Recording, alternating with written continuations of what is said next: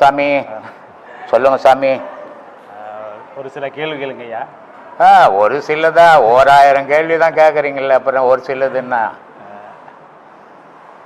இப்போ யோக மார்க்கத்துலங்க ஐயா வந்துட்டு சரி, உடல்ல வந்து ரொம்ப திடகாத்திரமா வச்சுக்கணும் அப்படின்னு சொல்லி சித்தர்கள் வந்து சொல்றாங்க.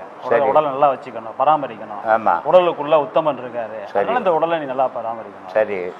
ஆனா ஒரு ஞானிகள் வந்து, ஒரு சில ஞானிகள் சொல்றாங்க, உடலை நீ பார்க்காத, உத்தமனை மட்டும் பாரு, உடலை நீ வந்து பெருசா எடுத்துக்காத. சரி அப்படின்னு சொல்லி ஊனினை உருக்கி உள்ளொளி பெருக்கி உழைப்பில்ல ஆனந்த மாயன்னு சொல்லிட்டு மாணிக்க வாசகர் சொல்றாரு, உடலை பார்க்காத அப்படின்னு. இதுல எப்படி நம்ம வந்து இங்க கூட நான் என்ன சொல்லின்னுக்கிறேன், உடல் மண்ணு துண்ண போகுது, இதை நீ என்ன பாதுகாத்தினாலும் அது மண்ணுக்கு தான் வேஸ்ட்டு.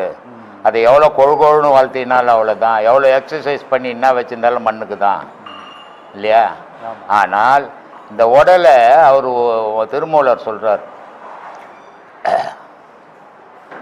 உடலுக்குள்ள நான் உத்தமனை கண்டேன், அதனால் இந்த உடலை ஓம்பினேன் அப்படின்றார். ஓம்பினேன்னா பாதுகாத்தேன் அப்படின்றார்.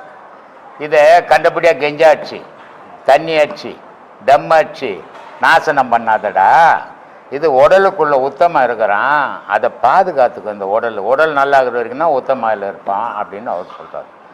எல்லா மகான்களும் ஒரே விஷயத்த தான் சொல்கிறாங்க. ஆனால் இந்த மனிதன் என்ன பண்ணுறான், அவர் சொல்லிட்டாருங்க உடம்ப நல்லா வச்சுக்க சொன்னாருங்கன்ட்டு போய் 1.5 கிலோ மாட்டுக்கறி வாங்கி தோன்றான், இல்லை 3 கிலோ மீன் வாங்கிட்டு வந்து போட்டுன்னு தோன்றான். நீ எவ்வளோ துணினாலும் மண்ணுக்கு தான் அது.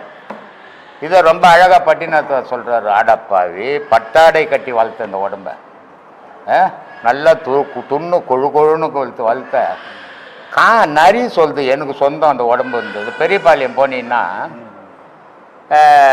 வண்டியில் நீ போய் பெரியபாளையத்தில் இறங்கணும் ஒன்று கபகபன்னு வந்து ஒருத்தன் பிடிச்சிப்பான் கையை, ஏங்க தாங்க மொட்டை அடிக்கணும் அப்படின்ட்டு. அங்கே சரி எவனோ ஒருத்தன் அடிச்சுட்டு போட்டு அங்கே விட்டா யோ ஏழு ஊன்னு அடிச்சுப்பானுங்க, இல்லை நம்ம யாரோ அவனுக்கு அவன் ஆகி போகிறான் அந்த மொட்டை அடிக்கிறதுக்கு. அது மாதிரி இந்த நரி சொல்லிட்டான் ஏழு ஒரு நான் நல்லா சாப்பிட்ணும் அப்படின்னு தான். கழுகு சொல்லிட்டான் இல்லை இல்லை அது கொழுகொழுக்குது, அது எனக்கு தான் சொந்தம்னு அது சொல்லிட்டான். இப்படி ஒவ்வொரு மிருகமும் ஒவ்வொரு பொருளும் உன்னை பங்கு போட்டு சாப்பிடாத அலைஞ்சு கிடக்குதுடா. இதை போய் இன்னும் ஊட்டி ஊட்டி வளர்த்து கொழுகொழுன்னு ஆக்கணும்னு ஆக்குறியடா, உள்ளே இருக்கிற இறைவனை பார்க்க தெரிஞ்சுக்கிடான்ற இல்லையா? இதை ஏன் சொன்னாங்க? இப்போ நான் பல வீடியோக்களில் சொல்லியிருக்கிறேன், இந்த சாப்பாடு போடும்போது நான் மனிதனுக்கு போடுறேன்னு நினைக்காத. மனிதனுக்கு போடுறேன்னு நினச்சிட்டின்னா உன் மனசில் வேற்றுமை வந்துடும் தானாகவே. அவன் தாழ்ந்தவன், இவன் உயர்ந்தவன், இவன் சொந்தக்காரன், இவன் சொந்தம் இல்லாதவன்னு வந்துடுவேன் தனித்தனியாக. கடவுளுக்கு போடுறேன்னு நினச்சிக்கோ, உனக்கு வேற்றுமையே வராது. ஏன்னா அந்த அன்னமயம் இல்லைன்னாக்கா அங்கே கடவுள் நிற்க மாட்டான். இப்போ பெரிய பெரிய சிவன் கோயிலெல்லாம் அன்னாபிஷேகம் பண்ணுவாங்க, பண்ணுறாங்கல்ல, நிறைய கோயிலில் பண்ணுவாங்க. சிவபெருமானுக்கு இன்னத்துக்கு அன்னாபிஷேகம்? அவர் நினச்சா எதை வேணா சாப்பிட போகிறாரு. அவருக்கு எதுக்கு அன்னாபிஷேகம் பண்ணுறாங்க? அன்னம் போட்டு மூடிட்டு அவரை கொஞ்சோண்டு மூஞ்சி மட்டும் திறந்து விட்டு வச்சுருப்பாங்க, இல்லை? அப்படி தானே பண்ணுறாங்க. நான் பார்க்கலப்பா, கேட்குறேன்ல, அப்படி தான் பண்ணுறாங்கன்றேன்.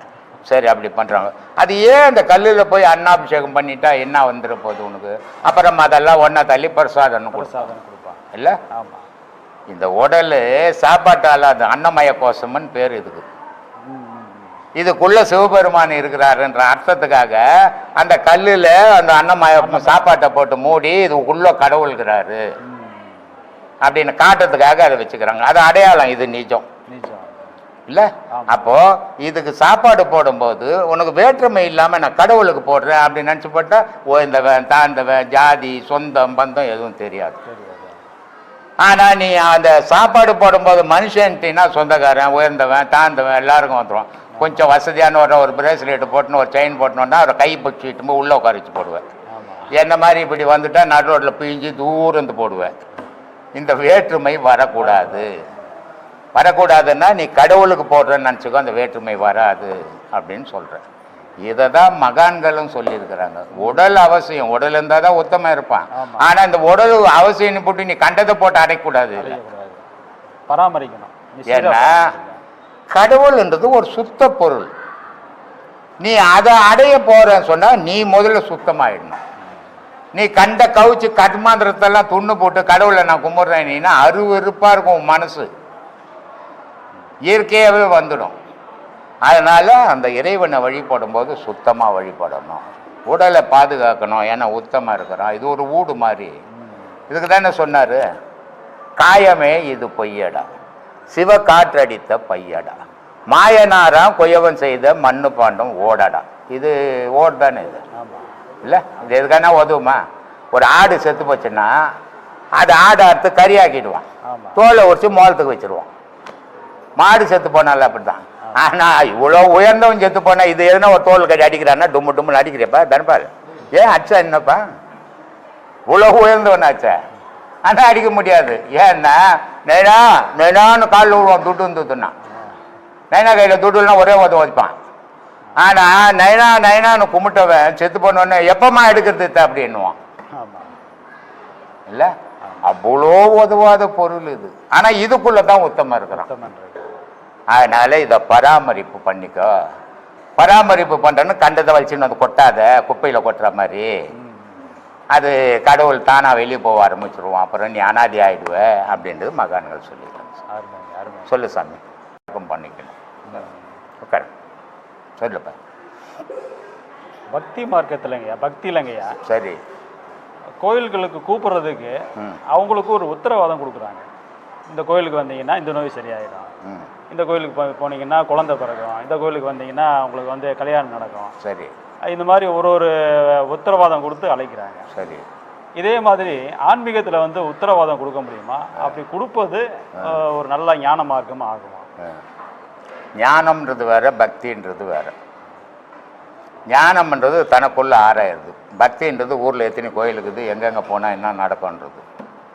இது ஒரு கோவிலில் குழந்தை பிறக்கும். இப்போ நம்ம கோயிலில் கூட கல்யாணம் ஆகி எவ்வளோ வருஷமாக குழந்தை இல்லாமல் இந்த குழந்தை பிறந்தாங்கன்னு இங்கே தெராஸ் போட்டு காசு கூட போட்டாங்க, எடைக்கேடை காசு போட்டாங்க. இன்னொருத்தர் மணவாள் நகர்லேருந்து ஒருத்தர் எடைக்கேடை போட்டு காசு போட்டாங்க. நிறைய பேர் கல்யாணம் நடக்கலைன்னு வந்து போய் கல்யாணம் நடந்ததுன்னு வந்து எவ்வளோ பேர் நமக்கு அன்னதானத்துக்கெல்லாம் பணம் கொடுத்துக்கிறாங்க. இதுக்கு அடிப்படை என்னான்னு பார்க்கணும் முதல்ல. அது தெரியாமல் போகிறதுல பிரயோஜனமே கிடையாது. இப்போ நான் ஒரு கோவிலுக்கு போனேன், நான் நினச்சது அங்கே நடந்து போச்சு. ஆனால் என் கூட ஒரு 4 பேர் வந்தாங்க, ஆனால் அவங்க நினச்சது அங்கே நடக்கலை. அவங்க என்ன பண்ணுறாங்க, இன்னொரு கோயிலுக்கு போகிறாங்க, அப்போ அங்கே அவங்க நினச்சது நடக்குது. இது என்ன சாமி, இது வேறு சாமி அது வேறு சாமியா? ஆமாம், யோசிக்கணும் இல்லை? கேள்வி வருது. யோசிக்கணும் இல்லையா? யோசிக்கிறது இல்லை. அது யோசிக்காமல் போதும். அந்த சாமிக்கு சக்தி இல்லை, இந்த சாமிக்கு ரொம்ப சக்தி. சாமின்றது ஒன்று தான், எல்லா சாமிக்கும் ஒரு சக்தி தான். அங்கே வச்சுக்கிற தகுடு சாமி கீழே, அந்த தகுடுனுடைய ராசிக்கு ஏற்ற மாதிரி இந்த கோயிலுக்கு போனால் குழந்தை பிறக்கும். இப்போ நான் கூட சொல்லியிருக்கிறேன், இந்த கோயிலுக்கு வந்து விடாமல் 9 வாரம் செவ்வாய்க்கிழமை சுற்றினீங்கன்னா உங்களுக்கு கண்டிப்பாக குழந்தை உண்டு. நவகிரக கோவில் சுற்ற வேண்டியதில்லை, ஏன்னா இதில் 9 தெய்வம் ஒரே இடத்துல வச்சுக்கிறோம். இந்த 9 தெய்வத்தை நீ ஒரே இடத்துல வழிபடும் போது உனக்கு அந்த கர்ப்பம் தரிச்சிடும் அப்படின்னு சொல்லிட்டு இல்லையா? அதே நேரத்தில் கல்யாணம் ஆகாமல் ரொம்ப நாளாக இருக்கிறேன்னு சொன்னால் இங்கே வந்து 9 வாரம் சுற்றினீங்கன்னா உனக்கு கல்யாணம் கை கூட்டிட்டோம் அப்படின்றோம். ஏன்னா இந்த கோவில் அமைச்சது அதுக்காக, அதனால் சொல்கிறோம் இல்லையா? அந்த அங்கே கீழே வச்சுக்கிற தகுட்டினுடைய இது அந்த மாதிரியான செயல். இன்னைக்கு நிறைய பேருக்கு அந்த பிரச்சனை இருக்கு, அதுக்கான ஒரு தீர்வு கிடையாது. இப்போ நீயே கூட சொன்ன, ஒரு யாரோ ஒருத்தர் போட்டோ மாட்டிட்டு கர்ப்பமாக்குறாங்க. ஆமா ஆமா இல்லையா? எனக்கு ஃபோன் பண்ணி நம்ம கிட்ட ஒருத்தர் ஓசூர்லேருந்து வந்தாங்க. அவங்க 2 பேரும் குழந்தை இல்லை ரொம்ப நாளா. இங்கே வந்து புருஷன் பொண்டாட்டி 2 பேருமே நம்ம குழந்தை இல்லை, நம்ம ஆன்மீகத்தில் போகலான்னு வந்துட்டாங்க. இங்கே வந்துட்டு 2 பேரும் உபதேசம் ஆனாங்க. இப்போ அந்த மாதிரி முழுவாமல் இருக்கிறாங்க. அவர் கணவர் எனக்கு ஃபோன் பண்ணுறாரு, சாமி நாங்கள் முழுவாமல் இருக்காங்க வீட்டில், இட்டுன்னு வராதுன்ட்டு, நீ ஒண்டி வா அப்படின்ட்டு. ஏன்னா நினைவுகளுக்குது, அது தூய்மைப்படும் போது இது நடந்துடும். அது தூய்மைப்படுறதுக்கு ஒரு இடம் தேவைப்படுது இல்லையா? அந்த மாதிரியான செயல்கள் நடக்கும். அதனால வீட்டில் இருக்கிற நோயாளியெல்லாம் வாங்க எங்கே சரிப்பட்டணும், எவனும் சரி ஆஸ்பத்திரி தேவையில்லாமல் போடும், அப்புறம் டாக்டரே தேவையில்லாமல் போயிடுவார். இதெல்லாம் அந்த மாதிரி ஏமாற்றக்கூடாது. எப்போ ஆன்மீகம்னு வரையோ நீ அது மாதிரி ஏமாற்றக்கூடாது. ஆனால் ஆன்மீகத்தில் அதை பற்றியே நான் பேசுறதில்லை. என்கிட்ட வாங்க நான் இதை பண்ணிட்டோம் அது ஒன்றுமே பண்ண முடியாது. சில இடங்களில் உத்தரவாதம் இருக்குது. அதுக்கு தான் அந்த அதெல்லாம் அவங்கவுங்க வியாபார நோக்கத்தோட போகிறது. பக்தின்றது வியாபார நோக்கத்தோட போகிறது, ஞானம்ன்றது தனித்து போகிறது. அங்கே வந்து யாரும் சரி பண்ண முடியாது. இப்போ என்கிட்ட கூட நிறைய பேர் பேய் பிடிச்சிக்கிச்சு, உடம்பு சரியில்லைனா ஆஸ்பத்திரிக்கு போகணும். இங்கே என்கிட்ட வந்து நான் வைத்தியமாக பண்ணிக்கிறேன், இல்லை நான் வைத்தியம் பண்ணி எல்லாருக்கும் நல்லா போட்டோன்னா ஆஸ்பத்திரியை தேவையில்லை, இந்த பெட்டு போட்டுடலாம் இங்கே. அதனால இந்த மாதிரி ஏமாத்துற வேலையெல்லாம் ஞானத்தில் வரக்கூடாது. அது பக்தியில் எப்படின்னா போட்டோம். ஞானத்தில் யாரையும் ஏமாற்ற முடியாது, யாருக்கும் எதுவும் செய்ய முடியாது. அவனுடைய விதிப்படித்தான் வாழ்க்கை அமையும். மனுஷனால் மாற்றிட முடியாது. மனுஷனால் நான் சாவாமையாக உட்காந்துப்பேன், இல்லை நான் இவ்வளோ நல்லா செய்வேன், நான் செத்துருவில்லம்மா, நான் எந்த தானே செய்ய முடியும், அப்புறம் எனக்கு இப்படி சாவு வரும். அதனால் இதெல்லாம் சும்மா தன்னை ஏமாற்றிக்கிறது, பிறரையும் ஏமாத்துறது. நான் யாருக்கும் என்னாலையும் ஒன்றும் பண்ண முடியாது. நானே யாருன்னா 10 ரூபா கொடுத்தா அதை கட்டின்னுக்கிறேன். இவ்வளோ பண்ணுறவன் எனக்கு நல்லா ஒரு பேங்க்லேருந்து ஒரு பெரிய ட்ரம்மாலும் துட்டு வந்து கட்டிட்டு வந்தேன். அதனால் அதெல்லாம் செய்ய முடியாது. சும்மா நான் ஏமாத்தின்னுக்கிறது இல்லை. ஞானம்ன்றது சத்தியம் பேசுறது. அதை எடுத்துக்கல நான் போட்டோம். அதுக்காக நீ போய் பேசுன்னு தெரியக்கூடாது. ஞானத்துக்கு வர்றவங்க எவ்வளவு ஈடுபாடாக இருக்காங்களோ அந்த அளவுக்கு அவங்க அதுக்கேற்ற மாதிரி அவனுக்கு பலன் உண்டு. சித்தாந்தம் என்றால் என்ன? இதில் எது உயர்ந்தது? இதில் எதை நாம் பின்பற்ற வேண்டும்?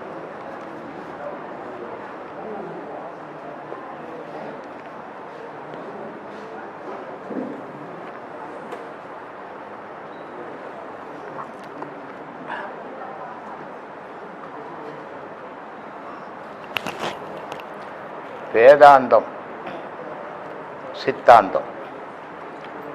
வேதாந்தம் என்றது படித்து தெரிஞ்சுக்கணும். அப்போ வேதாந்தம்ன்றது வேத நூல்களில் எந்த வேதமாவது இருக்கட்டும், அந்த வேதத்துக்குள்ளே யார் படிக்கிறாங்களோ அந்த வேதத்தை சார்ந்தவங்க அதில் இருக்கிறத கடைப்பிடிக்கிறது வேதாந்தம். சித்தாந்தம் அறிவுபூர்வமாக சிந்திச்சு எது சரி எது தப்பு, இதுதான் கரெக்டு, கடவுள் இருக்குதா இல்லையா, கடவுளை நம்ம ஏன் கும்பிடணும், கடவுளை கும்பிட்றதால் நமக்கு என்ன நன்மை, அப்போ கடவுள் எப்படி இருக்கார், எங்கே இருக்கிறார், எப்படி இருக்கிறார்னு ஆராயறது சித்தாந்தம். சித்தம்னா அறிவு, வேதம்னா நூல். அப்போ இந்த வேதாந்தத்தில் அனுபவிக்கிற அனுபவத்தை விட சித்தாந்தத்தில் அனுபவிக்கிற அனுபவம் வந்து 100க்கு 100 உண்மையாக இருக்கும். ஏன் சொல்கிறேன்னா, சித்தாந்தத்தில் வந்து எதுவுமே அங்கே பொய்யே வராது. எது உண்மையோ அது மட்டும்தான் அது எடுக்கும். நீ ஒரு காட்சியை கண்டேன்னா அந்த காட்சி பொய் இல்லைல்ல, அப்போ அது மட்டும்தான் எடுக்கும் அறிவு. ஆனால் ஒரு காட்சிக்காக எழுதப்பட்ட நூல் மிகைப்படுத்தி எழுதுவாங்க, அப்போ தான் அது படிக்க நல்லாயிருக்கும். அப்போது அதில் வந்து மிகைப்பாடுகள் அதிகமாக இருக்கும். ஒரு கடவுள் அப்படின்ற ஒரு வார்த்தை முடிஞ்சு போச்சு. கடவுள் இப்படி இருந்தார், அப்படி வந்தார், அப்படி போனார், இப்படி செய்தார், இப்படி நின்னார் அப்படின்னு சொல்கிறது வேதாந்தம், இந்த புக்கில் சொல்கிறது. ஆனால் அறிவில் வந்து அப்படி சொல்கிறது இல்லை, இது இப்படி தான் இருந்தது. அப்போது வேதாந்தத்தை விட சித்தாந்தம் உயர்ந்தது. ஆனால் 100க்கு 90 பேர் சித்தாந்தத்தை எடுக்க முடியாது, 10 பேரால் தான் எடுக்க முடியும். ஆனால் வேதாந்தத்தை எல்லாராலையும் எடுக்க முடியும், படித்தவன் எல்லாராலையும் எடுக்க முடியும்.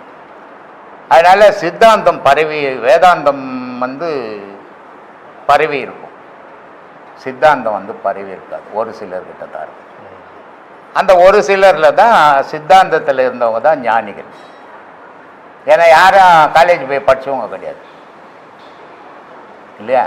ஆனால் அறிவு தெளிவோட ஒரு எல்லளவு பொய் கூட இல்லாத விஷயங்கள் அவங்க சொன்னாங்க. ஆனால் வேதாந்தத்தில் வந்து நிறைய மிகைப்படுத்தியிருக்கோம் ஒரு விஷயத்தை. இப்போது மகாபாரதம் அதில் எடுத்துக்கினீங்கன்னா, இன்றைக்கி உலகம் ஃபுல்லாக எல்லா நாட்டிலையும் மகாபாரதம் தான் நடந்தது இல்லையா.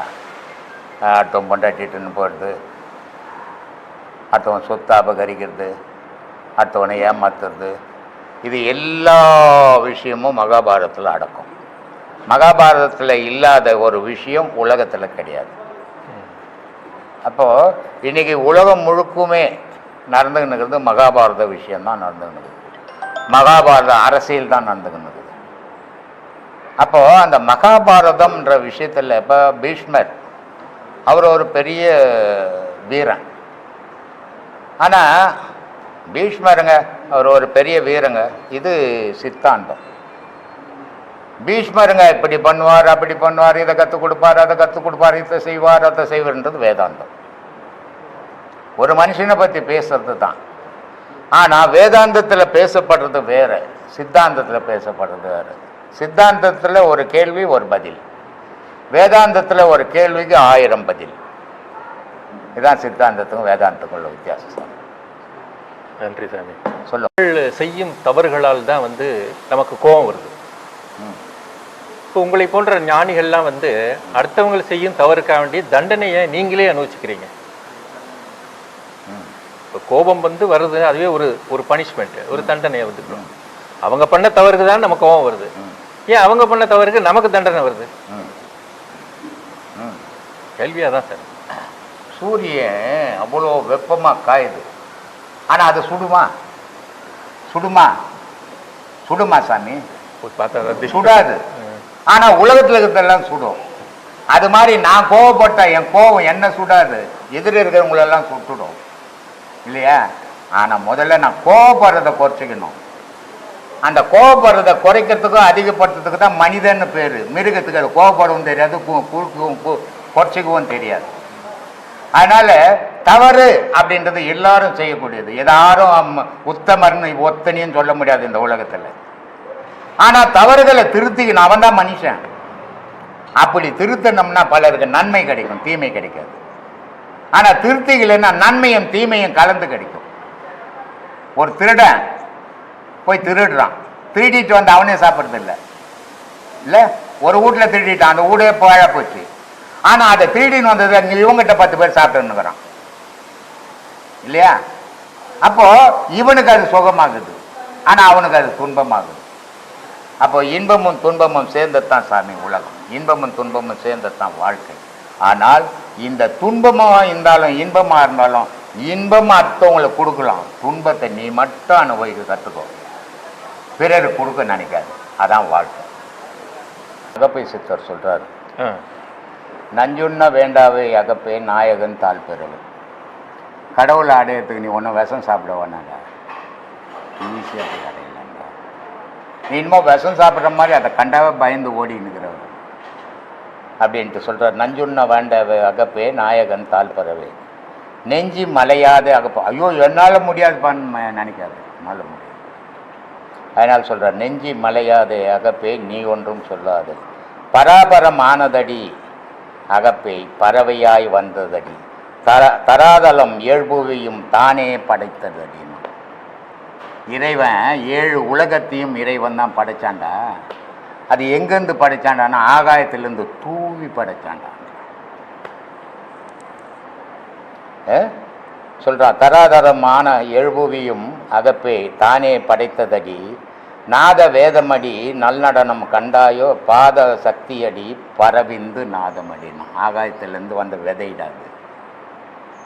இங்கே தூவந்தில் செடியாக முளைச்சது, மரமாக முளைச்சது, புல்லாக முளைச்சது, புளியாக முளைச்சது, மனுஷனாக முளைச்சது, இப்படி முளைஞ்சி ஒன்னோட ஒன்று உற்பத்தி பண்ணின்னுக்குறான். என்ன சொன்னி அப்படி சரியா தப்பா? சரிதான். சரின்னு சொன்ன சரி. சொல்கிறான் இது எப்படி வந்ததுன்னு. நாத வேதமடி நல்நடனம் அகப்பே நல்நடனம் கண்டாயோ, பாதம் சக்தியடி பரவிந்து நாதமடி, விந்து நாதமடி அகப்பே மெய்யாக வந்ததடி. விந்து தான் இங்கே வந்தது, விதை தான் வந்தது. அந்த விதை தான் விந்துன்றது நாம் பல வீடியோக்கள் சொல்லுவோம். விந்துன்றது விதை. விதை வந்து இங்கே மாறிக்கின ஒரு புளிய மரம் முளைச்சி போச்சுங்க. அந்த ஒரு புளிய கொட்டையிலேருந்து ஒரு புளிய மரத்தை வச்சு 1000 புளியங்கொட்டையை உருவாக்கி 1000 மரத்தை உருவாக்கிடுச்சு. ஒரு மனுஷனை உருவாக்கி கோடி மனுஷனை எண்ண முடியாத கோடியை உருவாக்கிக்கின்னுக்கிறான். இது ஒன்றுலேருந்து ஒன்று உற்பத்தி ஆகிக்கின்னுக்கிற விஷயம். அதனால சொல்கிறாரு, விந்து நாதமடி சப்தத்தில் தான் உலகமும் எங்குது, நீ எங்குது. உலகத்துக்கும் சப்தம் போனால் அழிஞ்சிடும், உனக்கும் உள்ள சப்தம் போனால் நீயும் படுக்கையாயிடும்.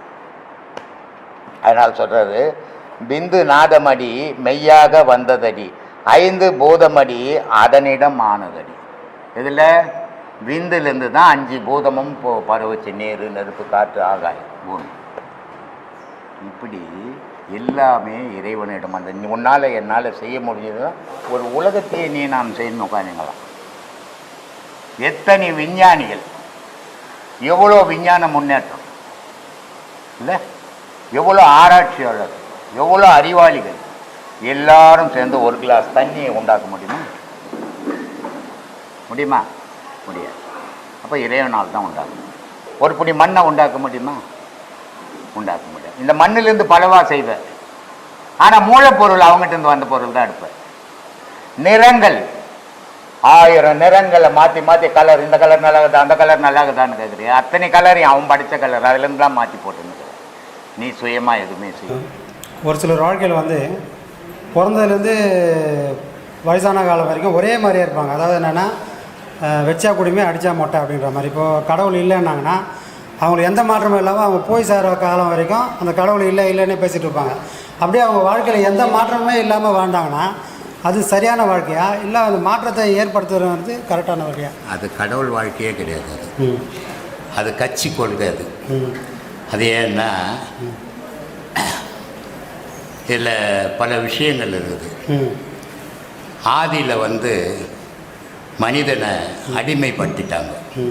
அன்றைக்கி ஆதியில் ஒரு ஊருக்குள்ளே போனால் 2 பானை வைக்கிறது, ஒரு பானையில் தண்ணி குடிக்கக்கூடாது. டீ கடையில் போனால் அவனுக்கு ஒரு தனி கிளாஸ் கொடுக்குறது, ஊருக்குள்ளே செருப்பு போட்டு நடக்கக்கூடாது. இந்த மாதிரி அவமானத்தினுடைய உச்சந்தான் கடவுள் இருந்தால் இப்படி பண்ணுவானா அப்படின்ற எண்ணம் உருவாச்சு. கடவுள் இருந்தால் எல்லாருக்கும் கடவுள் தானே, எல்லாரும் மனுஷன் தானே, எல்லாரும் ஒரே மாதிரி தானே வாழணும் அப்படின்ற எண்ணம் இருக்கும். அப்போ கடவுள் இல்லைன்றதுனால தானே இந்த மனுஷன் இந்த ஆதிக்கம் செலுத்துகிறான். அப்போ இந்த ஆதிக்கத்தை எதிர்க்கணும்னா என்ன பண்ணணும்? அப்போ கடவுளை எதிர்க்கணும். கடவுளை எதிர்க்கிறதுக்கு காரணம் இந்த மனுஷனை எதிர்க்கிறது அப்படின்றதுக்காக அது ஒரு கட்சி கொள்கையாக உருவாக்கிக்கினாங்களே தவிர அது உண்மை இல்லை. ஏன்னா அப்படி இருந்தவங்க குடும்பத்துங்களில் கூட கடவுள் வழிபாடுகள் நடந்துக்கினே இருந்தது. அந்த மாதிரி இருந்தவங்க குடும்பங்களில் கடவுள் வழிபாடு நடந்துக்கினே இருந்தது. ஆனால் அது அவங்க வீட்டுக்குள்ளே எதிர்க்கலை. ஏன்னா அவங்க குடும்பம் அவங்கள எதிர்க்கலை, அதனால் அவங்க குடும்பத்துக்குள்ளே அந்த வழிபாட்டை அவங்க தடுக்கலை. ஆனால் ஊருக்குள்ளே அதை நான் அவமதித்தான். நான் இன்னைக்கு கூட பல வீடியோக்களில் சொல்லியிருக்கிறேன். ஜாதி வீட்டில் வச்சுக்கோ, மதம் உன்னோட வச்சுக்கோ. இந்த மதத்தை எடுத்து போய் மற்ற மதத்து மேலே திணிக்கிறதோ, இல்லை ஜாதி எடுத்து போய் மற்ற மேலே திணிக்கிறதோ, ஒரு பொது இடத்துல இவன் வரக்கூடாது இந்த ஜாதி அந்த ஜாதின்னு சொல்கிறதோ பெரும் தவறு. அப்போ இந்த ஜாதின்றது ஒன்று யார் வச்சுக்கிறது? நீயா வச்சுக்கிறது. இப்போ ஒரு ஐயர் வீட்டில் ஒரு பையன் பிறந்துட்டான். ஐயருக்கு 4 பசங்க இருக்குது. ஐயரால் காப்பாற்ற முடியாது. ஒரு பையன் வேற ஒரு நாய்க்கர் வீட்டுக்கு கொடுத்துட்டாரு. அந்த பையன் வளர்ந்தவன் அவன் என்னன்னு சொல்லுவான்? நாய்க்கர்னு சொல்லுவான். அப்போ இயற்கையாது இல்லை. ஜாதின்றது செயற்கையாக வச்சுக்கினது, மதம்ன்றது செயற்கையாக வச்சுக்கினது, இயற்கை கிடையாது. மனுஷன்றவன் இயற்கை. அப்போ இந்த இயற்கையில் ஏற்றத்தாழ்வே கிடையாது. பிறக்கும் போது எல்லாமே குழந்தை தான், அதுக்கு எந்த ஜாதியும் கிடையாது. வளர்ந்து அந்தந்த இடத்துக்கு போகும்போது தான் அதுக்கு ஜாதி உருவாகுது, அதுக்கு மதம் உருவாகுது. பிறக்கும் போது எங்கேயாவது ஜாதி உருவாச்சா, மதம் உருவாச்சா? அது இந்த மத குழந்தைன்னு சிலு போட்டுனா பொந்துது, அந்த மத குழந்தை நல்லா போட்டுனா பொந்துது, இந்த மதம் நீடு ஓம் போட்டுனா பொந்துது, எதுவும் கிடையாது. அப்போது இயற்கையோட மனிதன் வாழ்ந்தான்னா அந்த ஏற்றத்தாழ்வு வராது. செயற்கையில் போய் சேரும்போது தான், ஒருத்தனை தாழ்த்தி ஒருத்தனை உயர்த்தும் போது தான் இந்த வெறியாட்டம் வந்தது. இதனால் வந்ததான் இந்த ஏற்றத்தாழ்வுலாம். கடவுள் இல்லைன்றது, கடவுள் இல்லைன்னு உலகத்துக்கு சொன்னாங்களே தவிர வீட்டுக்கு சொல்ல முடியல. ஏன்னா வீட்டில் எதிர்க்கலை, ஊர் எதிர்த்தது. ஊர் எதிர்த்ததால ஊரை எதிர்க்கிறதுக்காக சொன்னாங்க, வீட்டை எதிர்க்கிறதுக்காக சொல்ல. யார் எதிர்த்தாலும் கடவுளை எதிர்க்க முடியாது. இப்போ நான் திட்டுறேன் கடவுளை, கடவுள் போய் சேருமா? சேராது. ஏன்னா கடவுள் இன்பம் துன்பம் இரவு பகல் எல்லாத்தையும் கடந்து நின்றவன் கடவுள். இந்த சராசரி இன்னைக்கு பிறந்த நாளைக்கு சாவர மனுஷன் எதை சொன்னாலும் கடவுளுக்கு போய் சேராது. வாழ்த்தினாலும் கடவுளுக்கு போகாது, அதை தாழ்த்தினாலும் கடவுளுக்கு போகாது. கடவுள் கடவுளாகவே தான் நிற்பான். மனிதனுடைய செயல் கடவுளுக்கு போகாது, மகானுடைய செயல் தான் கடவுளுக்கு போகும். அதனால் மனுஷனுடைய செயலெல்லாம் கடவுளுக்கு போகாது. அதனால் அவன் ஒரு கொள்கைக்கு பிடிச்சிக்கின்னு வாழ்ந்துட்டான், வேறு வழி இல்லை அவனுக்கு. அதனால் அப்படி வாழ்ந்துட்டு போனாங்க. சொல்லு. இப்போ இது வந்து சாதாரண மனுஷங்களும் தன்னோட முடிவுகள் மாற்றத்துக்கு என்ன இல்லை, அதில் பாதிக்கப்பட்டவங்களாம் அந்த பக்கம் போய் சேர்ந்துக்கணும். இல்லை, பாதிக்கப்படாதவனும் சில பேர் சேர்ந்துக்கணும் ஆதாயத்துக்காக, உண்மைக்காக இல்லை. அதிலே இருந்து கோயிலுக்கு போனவன் எவ்வளோ பேர் இருக்கிறான், அதிலே இருந்து மொட்டை அடிச்சவன் எவ்வளோ பேர் இருக்கிறான், அதிலே இந்த காது குத்த காவடி எடுத்தவன் எவ்வளோ பேர் இருக்கிறான். அதனால் அந்த ஏக்கம், அந்த பேச்சு, அதுக்காக அங்கே இருந்தான்.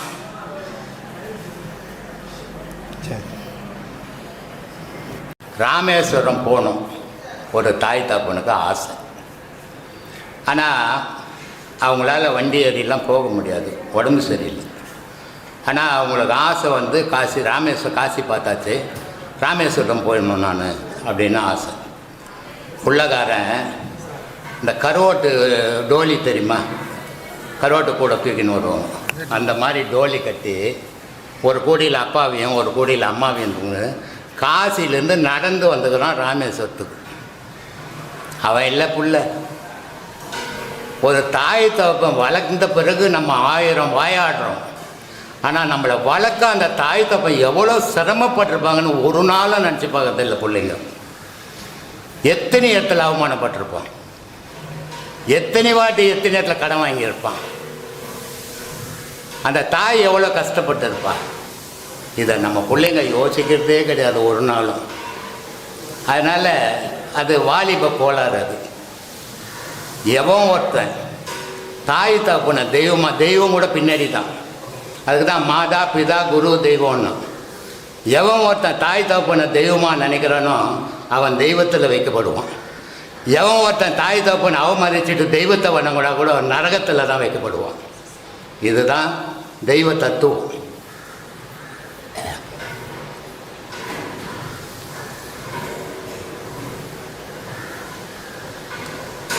இதை எல்லா பிள்ளைகளும் உணரணும். ஏன்னா ஒரு குழந்தைய வளர்க்குறது அவ்வளோ சாதாரணமான விஷயம் இல்லை.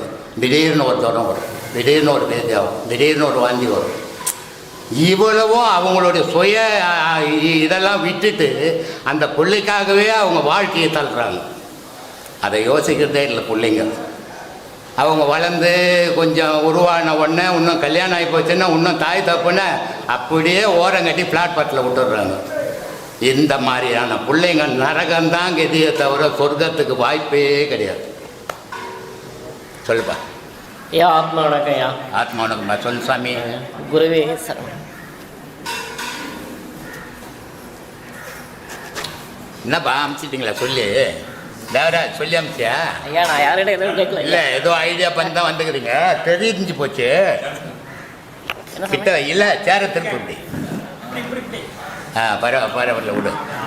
ஏன் தேவராஜ் செட் பண்ணி அனுப்புறியா? உங்கள் தானே வந்துக்கிறாரு. ஐயா என் தாய் தந்தையின் ஆசீர்வாதத்தோடும் முன்னோர் துணையோடும் குருவின் பாதம் பற்றி ஒரு கேள்வி கேட்குறேன். ஐயா சொல்லுப்பா. நம்ம எல்லாருமே வந்து ஜி முத்திரை பயன்படுத்துகிறோம். ஐயா முத்திரை பயன்படுத்துகிறோம்ல, அது எதுக்கு ஐயா? அதன் பொருள் என்ன ஐயா?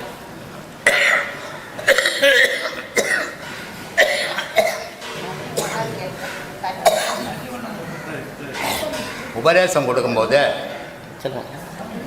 நம்ம சொல்லி கொடுக்குறோம் சின்முத்திரை. சின்முத்திரை. இந்த சின்முத்திரையினுடைய தத்துவம் என்ன அப்படின்னா, கட்டை விரல் சிவம், ஓகே, ஆள்காட்டி விரல் அம்பாள். இந்த ரெண்டு எப்போ சேர்ந்தோ அப்போ தான் ஒருத்தனுக்கு மோட்சம். இது ரெண்டும் தனித்தனியாக வரைக்கும் அவனுக்கு மோட்சமே கிடையாது, நாசம்தான். இது ரெண்டும் சேரணும். இங்கே வெளியே உள்ள ரெண்டு மூச்சு ஒன்று சேரணும். சந்திரகலை சூரியகலை, சூரியகலை சிவம், சந்திரகலை அம்பாள். ரெண்டு மூச்சு ஒரு மூச்சு ஆக்கணும். ஆக்கினால் மோட்சம். இதுக்கு சேர்க்கறதுக்கு தான். இது ஆன்மீகம். இது ரெண்டையும் சேர்த்தினா ஆர்ட் பஞ்சிங்க்கு சரியாக இருக்கும். சயின்ஸ். இது சயின்ஸில் ஆர்ட் பஞ்சிங்க்கு இந்த ரெண்டு விரல் சேரணும். டாக்டருங்கெல்லாம் சொல்லுவாங்க இது மூடி மூடி தோற. இது ஏன்னா இது எவ்வளோ ஆக்ஷன் ஆகுதோ அவ்வளோ நுரையீரல் ஆக்ஷன் ஆகும். இது சயின்ஸ். இது நீ எது வேணுமோ அதை எடுத்துக்கோ. சரி சொல்லு.